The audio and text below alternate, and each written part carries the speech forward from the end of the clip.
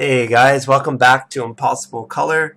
I've got a really useful tutorial for you today. It's 5 easy ways to change colors in Photoshop. I'll be showing you the brush tool, the color replacement tool, selective color, color balance, and the hue and saturation. Let's say, for example, we wanted to change the color of this woman's stripes in her shirt so that the focus was more drawn to her nails and her face. If we were to use the first method, make a new layer, set that to color, and we choose our brush.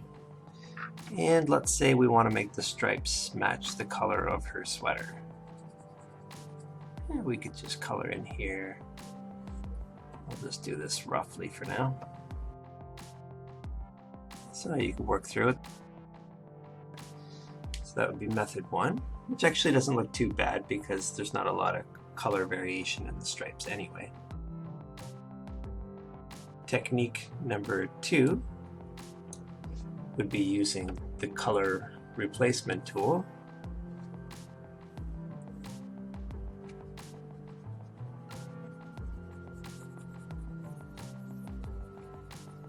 Which works pretty well in this example. But you can see the colors that are closer to her face right here. It's not even picking up anything, so we'll just have to apply that again. And that could take some time depending on your tolerance and all those settings. Okay, technique number 3 was the selective color. So let's set up our mask.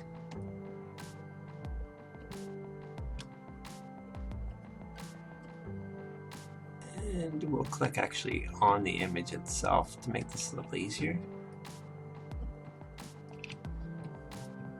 And I'm holding down Shift to add to the selection. If you wanted to take away from the selection, hold down Alt or Option on a Mac. I went a little far there, so I'll subtract that. And subtract that little bit. And that gets us pretty close. Just going to adjust the range. If I had the range up full way, you can see that it includes the lips and all of the nails. So I'll turn that range back down so it just has the shirt in there. And adjust the fuzziness just to make sure that it's all included. And OK that. And back to the selective color.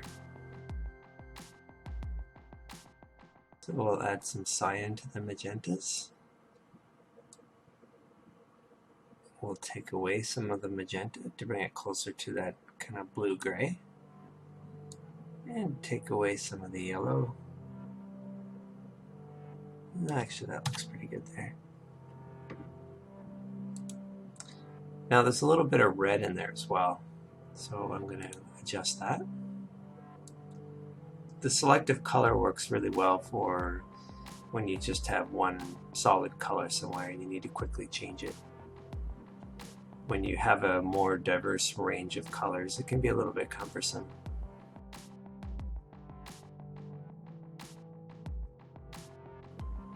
And when you have a range that has some different colors, for example, this was a little bit more red and this was a little bit more magenta, you start to see some separation in the colors that you're dealing with.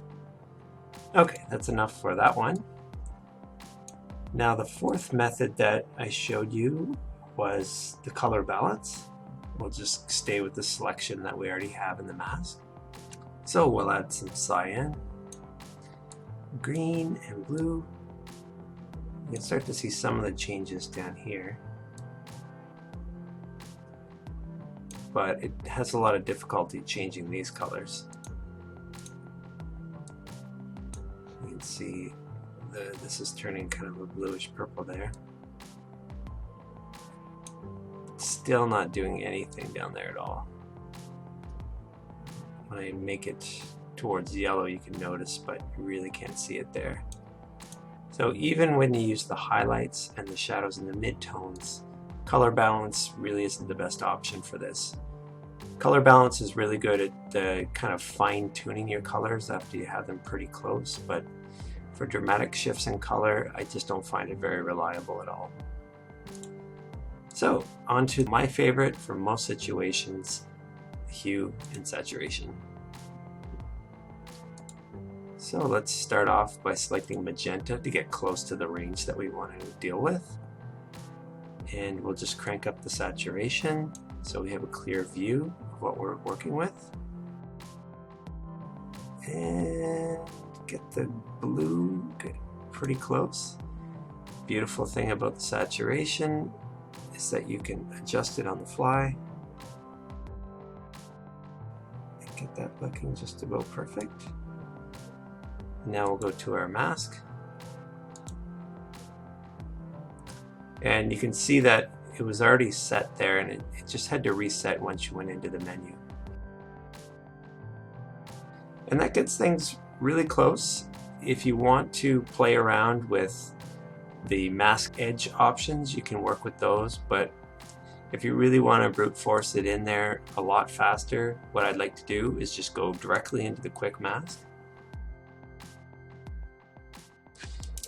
And just grab your brush. Make sure that you're on the default brush in there. And if you select white, that's where you're going to reveal. Just make sure we get some white in there. And you can see all these edges are being fixed up really easily. Generally it gets it pretty close, so you don't have to work it that much. You can just work really quickly.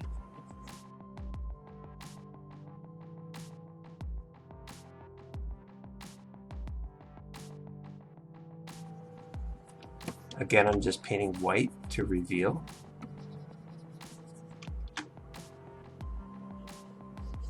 To reveal the hue and saturation adjustments that we used.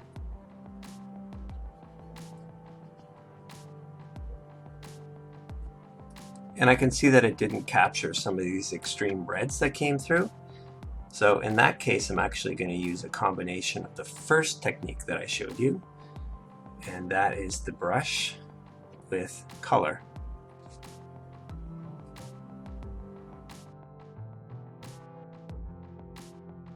You don't need to worry about your color depth in just these little edges.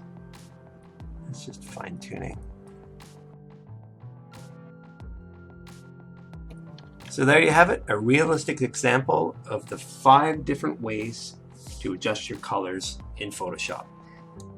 Thanks for checking out Impossible Color. I'm starting a new weekly feature called Save My Photo. I will do a complete start to finish edit of the submission with the most hidden potential.